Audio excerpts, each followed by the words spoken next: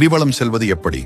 கிரிவலத்தை தொடங்குவதற்கு முன்பு திருவண்ணாமலை கோயிலுக்கு அருகே இருக்கும் பூதநாராயணரை தரிசித்து அனுமதி பெற வேண்டும். பூதநாராயணர் தான் திருவண்ணாமலையின் காவல் தெய்வம்.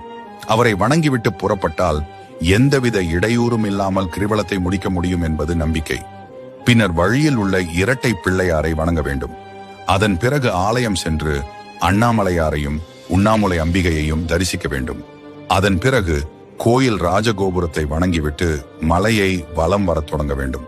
கிரிவலத்தை இப்படித்தான் தொடங்க வேண்டும் என்பது நியதி. கிரிவல பாதையில் 8 திசைகளுக்கும் ஒவ்வொரு லிங்கம் இருக்கும். கிரிவலத்தின் இந்த லிங்கங்களை வணங்கிவிட்டு தான் செல்ல வேண்டும். மலையை ஒட்டி நடக்காமல் இடது பக்கமாகவே செல்ல வேண்டும். நம்மோடு சித்தர்களும் நடந்து வருவார்கள் என்று கூறப்படுகிறது. அவர்கள்தான் நாம் மனதில் நினைப்பதை இறைவனிடம் கொண்டு சேர்ப்பார்கள் என்பது ஐதீகம். கை கால்களை வீசிக்கொண்டோ பேசிக்கொண்டோ செல்லக்கூடாது. அமைதியாக மனதில் இறைவனை நினைத்து அண்ணாமலைக்கு அரோகரா என்று கூறிக்கொண்டே செல்ல வேண்டும். காலணிகள் அணியக்கூடாது. சந்தர்ப்பம் கிடைக்கும் போதெல்லாம் மலையை பார்த்து கை கூப்பி வணங்க வேண்டும். எல்லா தினங்களிலும் கிரிவலம் செய்யலாம்.